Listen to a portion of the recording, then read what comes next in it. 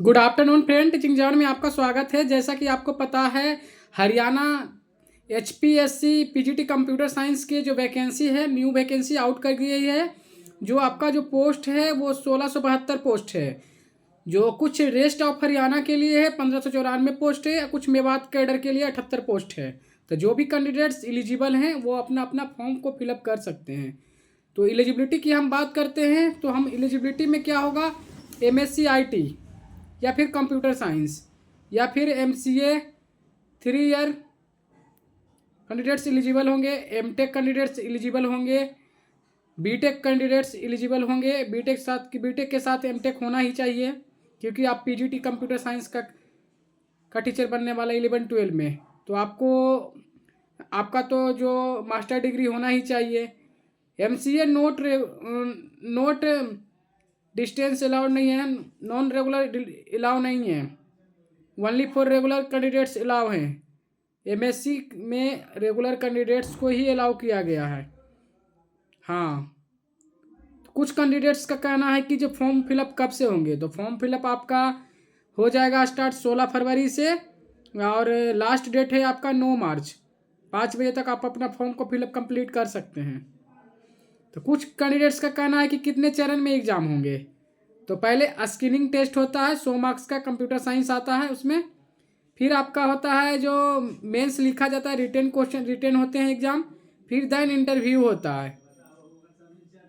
फिर आपका final merit list बनता है। अभी जो 2019 की वैकेंसी है, जो 2026 में क्लियर करने की बात चल रही थी, उसमें पीटी में कैंडिडेट्स 5100 कैंडिडेट्स को पास किया गया, बट मेंस लिखे थे 5100 कैंडिडेट्स। उसके बाद आपका जो इंटरव्यू के लिए शॉर्टलिस्ट किया गया है, बस 1711 पोस्ट में आपको बस 39 कैंडिडेट्स पास किए हैं मेंस में, जिनको इंटरव्यू के लिए डिक्लेयर किया गया है रिजल्ट। तो आप सोच सकते हैं कि मतलब 2% रिजल्ट दिया जा रहा है। तो आप लोगों का प्रिपरेशन ऐसा होना चाहिए कि जो आपका सीट है तो वैकेंट फिर रह जाएगी। पीजीटी कंप्यूटर साइंस में हरियाणा पब्लिक सर्विस कमीशन चाहता ही नहीं है कि मेरा सीट फुल हो, क्योंकि जब 1711 वैकेंसी था, उसमें 5000 कैंडिडेट्स को क्वालिफाई किया गया था। चलो ठीक है, 5000 कैंडिडेट्स को मेंस को बैठने का मौका दिया गया, बट क्या किया गया, मेंस के बाद जो रिटन एग्जाम दिए थे, कुछ क्वेश्चन भी हार्ड आए थे, कुछ आउट ऑफ सिलेबस क्वेश्चन आए थे। तो उसमें क्या हो रहा था कि कैंडिडेट्स का मार्क्स ही 35% जो लाना रहता है वो नहीं ला पा रहे थे कैंडिडेट्स। तो उनको बहुत दिक्कत हुआ, इसलिए कैंडिडेट्स क्वालिफाई नहीं कर पाए एग्ज़ाम को, वो डिसक्वालीफाई हो गए।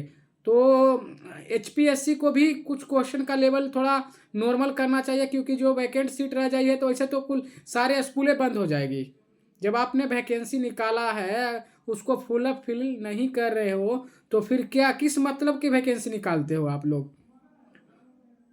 तो एचपीएससी से हमको यही सोचना है कि अनुरोध है कि जो वैकेंसी निकालते हैं उसको पर थोड़ा लेवल सही रखा जाए कंप्यूटर का, ताकि बच्चे ज़्यादा से ज़्यादा क्वालिफाई करें और उसमें अच्छा से अच्छा ज़्यादा से ज़्यादा कैंडिडेट्स का रिजल्ट हो सके।